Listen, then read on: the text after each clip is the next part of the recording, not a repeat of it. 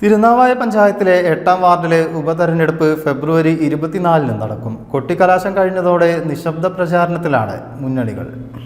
വിജയപ്രതീക്ഷയിലാണ് മുന്നണികൾ. LDF സ്ഥാനാർത്ഥി കൊടക്കാട്ടിൽ റഫീഖ് എന്ന പീക്കു കപ്പും സോസറും അടയാളത്തിലാണ് മത്സരിക്കുന്നത്. അതേസമയം വോട്ടർമാരെ വഞ്ചിതരാക്കി വാർഡിനെ അനാഥമാക്കിയ ഭരണത്തിനെതിരെയാണ് UDF സ്ഥാനാർത്ഥി ഉണ്ണിയാലുക്കൽ അബ്ദുൽ ജബ്ബാറിന്റെ പ്രചാരണം. കൈപ്പത്തി ചിഹ്നത്തിലാണ് മത്സരിക്കുന്നത്. എങ്ങനെയാണ് ഈ ഇലക്ഷൻ പ്രചരണത്തിലെ വിശ്വാസം? ഐക്യ ജനാധിപത്യ മുന്നണിയുടെ സാരഥിയായി സ്ഥാനമേറ്റ് ഞാൻ പ്രചരണം തുടങ്ങി. ഇന്ന് കലാശക്കൊട്ടിൻ്റെ ദിനമായി എത്തി നിൽക്കുകയാണ്. എന്നെ സംബന്ധിച്ചോളം വലിയ പ്രതീക്ഷയാണ്.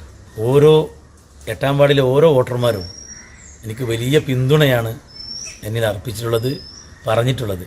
കാരണം അവർക്ക് മുൻ അനുഭവങ്ങളിൽ നിന്ന് പാഠം ഉൾക്കൊണ്ട് അവർ പറഞ്ഞ വാക്കുകൾ എനിക്ക് വലിയ പ്രതീക്ഷ നൽകുകയാണ് എനിക്ക് ഉണ്ടായിട്ടുള്ളത്. എന്നാൽ UDFന്റെയും LDFന്റെയും വാക്കുകൾ വിശ്വസിക്കാനാവാത്തതാണെന്നാണ് സ്വതന്ത്ര സ്ഥാനാർത്ഥിയായ AP മുഹമ്മദ് ഷെരീഫിന്റെ പക്ഷം. കണ്ണട അടയാളത്തിലാണ് ഷെരീഫ് മത്സരിക്കുന്നത്. ഇടതും വലതിനെയും ഈ വാർഡ് പരീക്ഷിച്ചിരുന്നു. അത് പരാജയമാണെന്നുള്ളത് ഈ വാർഡുകാർക്ക് മനസ്സിലായിട്ടുണ്ട്. ഇൻഷാ അല്ലാഹ് അതന്നെയാണ് നമ്മുടെ പ്രതീക്ഷ.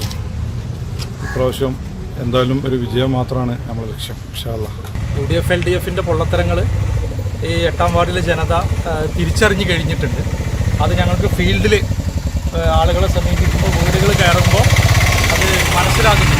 അവരൊരു തീരുമാനം എടുത്തു വെച്ച് കഴിഞ്ഞു ജനങ്ങൾ. 25-ന് രാവിലെ ഫലം അറിയാം. News bureau, Tirur.